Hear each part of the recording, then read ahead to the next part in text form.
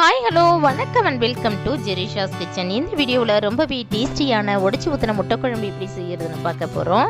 இந்த குழம்பு bachelors beginners எல்லாருமே ரொம்பவே ஈஸியாக செய்யக்கூடிய ஒரு குழம்பு ரெசிபிங்க இது. ஆனால் டேஸ்ட்டில் அப்படியே சிக்கன் கிரேவி போலவே இருக்குங்க. இந்த குழம்பு நீங்கள் இட்லி தோசை சப்பாத்தி இப்படி எது கூட வேணாலும் நீங்கள் சேர்த்து சாப்பிட்லாம். ரொம்பவே டேஸ்டியாக இருக்கும். அதுலேயும் ரைஸ் கூட செம்மையாக இருக்குங்க. இந்த முட்டை குழம்போட ப்ரிப்பரேஷன் பார்க்குறதுக்கு முன்னாடி நம்ம சேனலை சப்ஸ்கிரைப் பண்ணுங்கள். கூடவே இந்த பெல் ஐக்கானையும் கிளிக் பண்ணுங்கள். ப்ளீஸ் உங்கள் ஃப்ரெண்ட்ஸ் அண்ட் ரிலேட்டிவ்ஸ்க்கும் ஷேர் பண்ணுங்கள். இப்போ நம்ம ப்ரிப்பரேஷன் பார்க்கலாம்.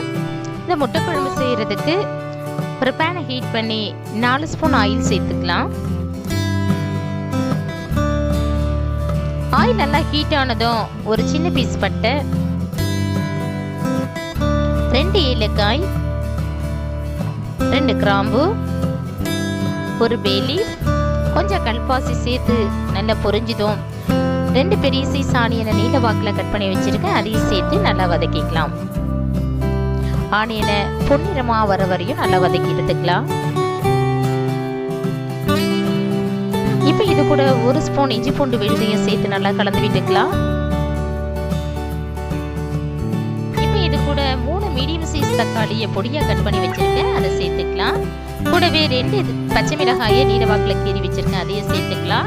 2 கொத்து கருவேப்பிலையும் சேர்த்து நல்லா கலந்து விட்டுக்கலாம்.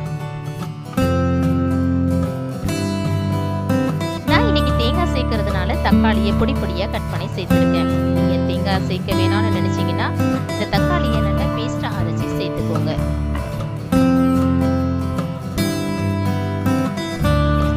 இப்போ வெங்காய தக்காளி நல்லா மேஷ் ஆகுறதுக்கு இது கூட 1 ஸ்பூன் கல்லுப்பு சேர்த்து நல்லா கலந்து விட்டுக்கலாம்.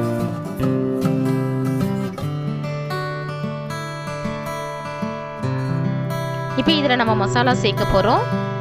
1/4 டீஸ்பூன் மஞ்சள்தூள் சேர்த்துக்கலாம். 1/4 டீஸ்பூன் மிளகாய் தூள் சேர்த்துக்கலாம். இந்த மிளகாய் தூளை நான் கலருக்காக தாங்க சேர்க்கிறேன். இது காஷ்மீரி மிளகாய் தூள். ஆனால் நான் குழம்பு மிளகாய் தூள் தான் சேர்க்க போகிறேன். குழம்பு மிளகாய் தூள் சேர்க்கறதுனால நமக்கு டேஸ்ட் இன்னும் கொஞ்சம் கூட கிடைக்கும்.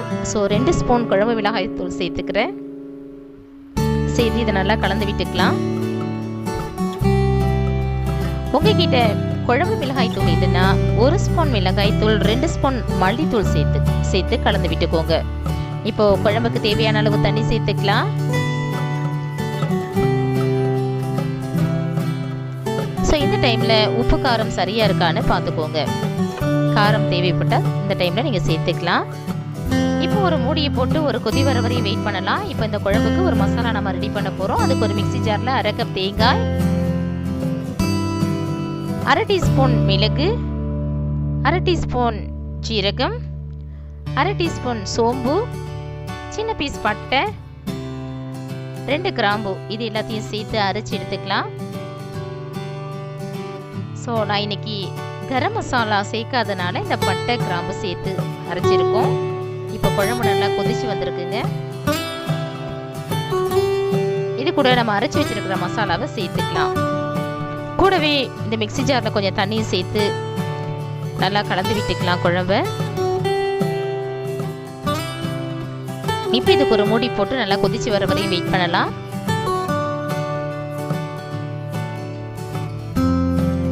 குழம்பு நல்லா கொதிச்சிடுச்சிங்க. நான் இன்னைக்கு 4 முட்டையை எடுத்திருக்கேன். இந்த முட்டையை நல்லா உடைச்சி ஸோ முட்டை நல்லா கலையாமல் ஒரே இடத்துல இருக்கிற மாதிரி ஊற்றிக்கலாம். ஸோ இதே போல் ஒவ்வொரு முட்டையாக உடைச்சி ஊற்றிக்கலாம்.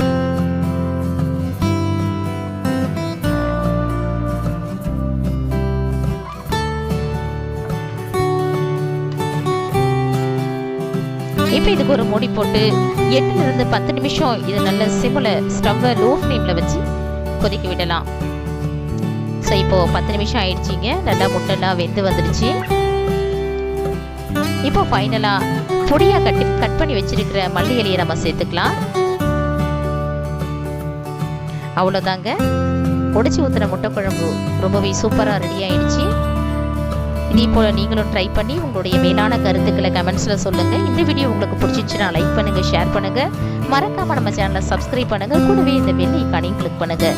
மீண்டும் வேறொரு நல்ல ரெசிபியோடு நான் உங்களை சந்திக்கிறேன். தேங்க்ஸ் ஃபார் வாட்சிங். Take care and by.